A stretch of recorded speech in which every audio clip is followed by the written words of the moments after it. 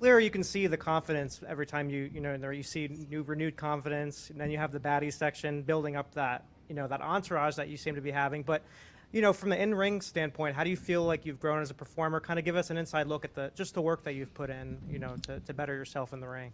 I work in a company of people who have worked indies, who've done something for 10 plus years.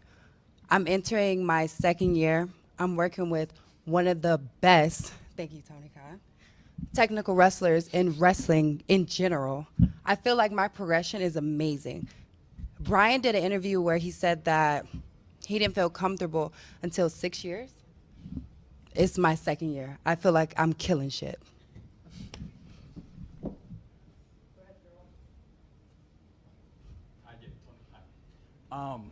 How has your life changed, being a pro wrestler, and how have you adapted to this new kind of life? So I was a previous athlete. It's not that hard, but wrestling is a whole different world in general. Just from the fans, the schedules, the long hours, the commitment. It's different, and I'm still learning.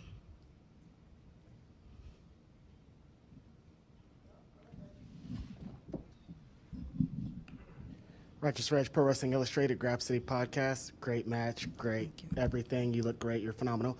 You got some new representation today. I think someone was reading my Wrestle Talk article that I put out on not pointing any fingers.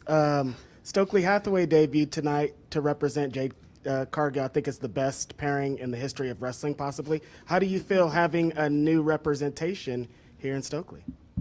I mean, he's the best talker in the game. Who would want anything less than that? Somebody to represent a superstar that's about to just come forth in front of all you guys' eyes. I think Tony Khan made the best decision that he could ever make in this situation. If I may, I was in a very unique position, champ. So it was pretty unusual. Stokely's 90 days expired yesterday. So I have never met him or spoken to him until today because I do things the right way with honor. So it just so happened that his 90 days expired and I had this idea. We were lucky. I mean, there's a lot of independent wrestling and stuff going on. I think he's been around. I guess he's been around Vegas. I had never met him until today, I swear on my life.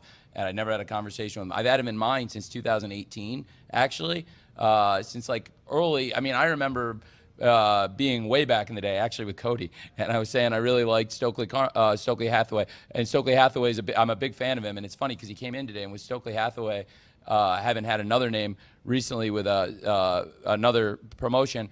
I'd never had this conversation with him, so today I told him I want you to be Stokely Hathaway. I'm the owner of Ring of Honor. You have a great history in Ring of Honor, and not only did I explain I wanted to pair him with the world's greatest network champion, the world's top undefeated pro wrestler, 2 years in with such a sparkling record, and add to the presentation that's already come so far so fast. And he, like Jade said, he's a great talker, and I'd literally never met him and spoken to him. We'd never talked or spoken until today, which is pretty cool that it worked out. Yeah, it was a great. Seriously, guys, I didn't know anything until I didn't know anything. This like was a surprise to me just as much as everybody else in this room.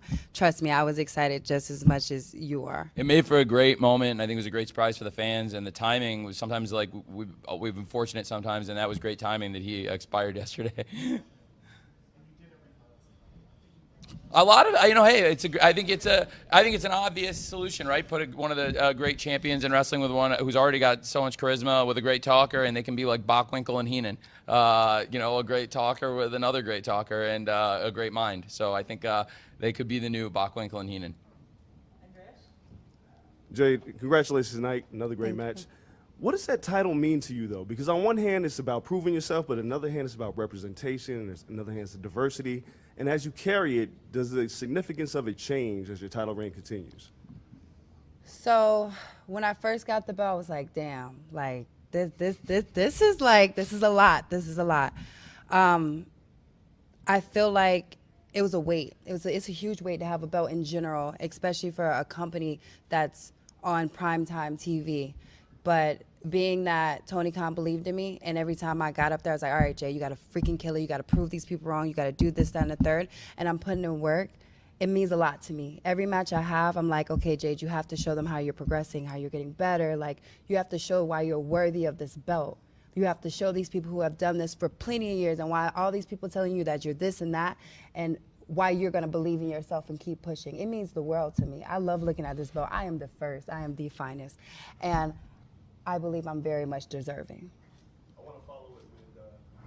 I know that we don't do the A and B titles, but you feel like that's the A title. You carry it like you're the A champion in this division. I have no comment about that, but we all know. Let's just say that.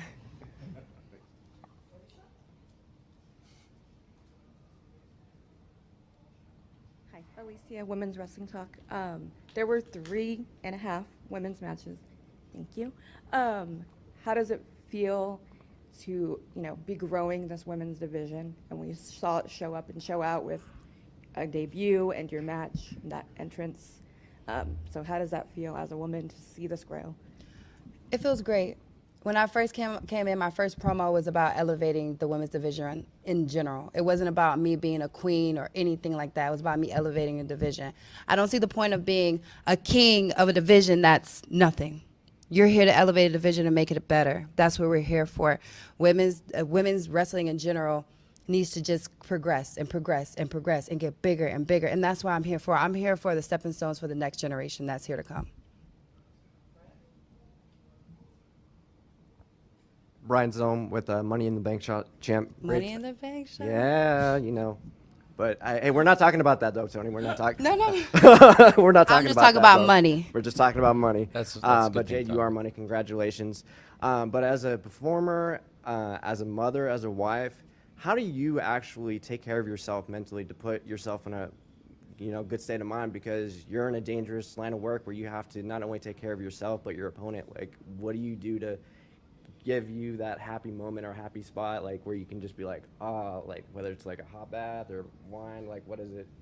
Being that my spouse it has nothing to do with wrestling in general, that honestly helps me out. I can go home, let's just say I'm stressed out. I can be totally stressed out, but because my spouse is in a whole different world, it's easy for me to just go home and he can just say, Jade, cut the shit. Sit down. Breathe. Relax. You're in a whole different world right now. Wrestling in general is its own bubble. And being that I have somebody who's outside of that bubble who can just like pull me away from what I'm so focused on, it's a great feeling. There's like this nut somewhere. Will Washington, Hey. Grab City. Hey, buddy. Question. So, and I guess Tony might be able to chime in if you don't have the answer on this, but when Cody Rhodes departed AEW back he gave the official statement back in February, I believe it was. One of the things he said he wanted to see was the Cody Vader end up with Jade. And that became something that the internet had been asking for pretty much since then. Everybody felt like it was perfect for your entrance. And tonight, we finally saw that. So my question is, what's the new name for it now that we're done with Cody Vader? I guess I'm gonna keep using it. You guys, Will, you're costing me several $1,000s a week. I just want to let you know, it adds up to like $150,000 a year. But like, it's a great show. Maybe we'll keep it. It's great. It is great. I thought I'd save $3,000 a week, Will, but you're pushing me to keep it. But tonight for the pay-per-view, I thought it was. Thank you, champ. Thank you, champ. But we can call it the money lift if we're gonna call it something. That's it. The money lift. It's done. Money lift, Greg, that's it's the money lift. I'm sorry. We'll take it out of the budget. Thank you. Thank you. Dominic D'Angelo from WrestleZone.com. Jade, thank you. Dominic D'Angelo from WrestleZone.com. Jade, I got to tell you in Pittsburgh that you're my girlfriend's favorite wrestler. She's not a wrestling fan at all. Talk about being able to kind of reach out of the wrestling realm of wrestling fans and kind of being able to connect with people. Did you kind of have that mentality going into it as a wrestler and getting into the business? And how does it feel to kind of be able to do that in a lot of ways too? Well, first, I must say thank you, girlfriend. Second, I feel like that's what I'm here for. I want to reach a whole nother demographic that we don't have in wrestling right now. I want to be the person where the wrestling fan is watching wrestling right now, and their friend that doesn't care about wrestling at all is watching, and they're into fashion or whatever, and they're like, damn, who is that? like, let me watch that, and they get into it, and then their friend watches and pulls them into it. Like, that's what I'm here, is to reach a different demographic that we don't have, and to be that crossover, and to reach that fashion designer, or to reach that makeup artist, or to reach that person in Croatia, or whatever it is. That's what I'm here for. I'm here to reach your girlfriend that's not into wrestling. Like, that's what I'm here for. I love fashion. I love sports in general. It's so many different levels to who I am. Just to add to your exact point and elaborate how Jade's star power crosses over, like wherever we go. Like, so like AEW, we've been invited to like big sports teams, games, and for example, we've gone to the Chicago Bulls, Nashville Predators, and when you walk around these big arenas with thousands of fans, for people who know wrestling, they spot wrestlers, including Jade, that they're excited about. But for people who've never seen wrestling before, when they see Jade walking around with the TBS title, people come up and they'll say, "That's the champion of wrestling, TBS, huh?" That's pretty cool, and that's what you want. So, nice. that's huge, and I've seen it happen, and like I said, at many sporting events, all all across the country. Yeah. Thank you. No problem. Thank you, girlfriend. Okay, guys, just do two more. We'll do right here, Denise, and then Nick. Denise Salcedo, Instinct Culture. You mentioned being into fashion, and immediately that triggered something in my head where I'm like, when it comes to that, I feel like there is still so much that can be done for women's wrestlers in terms of how they're portrayed in pop culture and mainstream and all of that. So with that being said, I think you know where I'm getting at with this question is, what would you like to see in terms of how AEW helps get their female wrestlers out there to the mainstream culture and all of that? I mean, just putting us on, like, for example, I love Sports Illustrated. I want to be on the body issue so freaking bad. And I can say that because I put so much hard work into my fitness and just my regimen and just keeping myself together for you guys. Because the day that I gain like 30 pounds, I'm pretty sure I'm going to get butchered out here. So I want to see us just crossing over more to like fashion and on magazines and doing catwalks. Like, I would love to walk for Fenty. Like, that catwalk, I want to do it so bad with this beautiful, luxurious belt. It's so many things we can do. It's so many. We're powerful, strong women, and being that the Title IX, I believe, just crossed over, the soccer team, all that thing that's just happening right now, it's just going to elevate women's sports in general.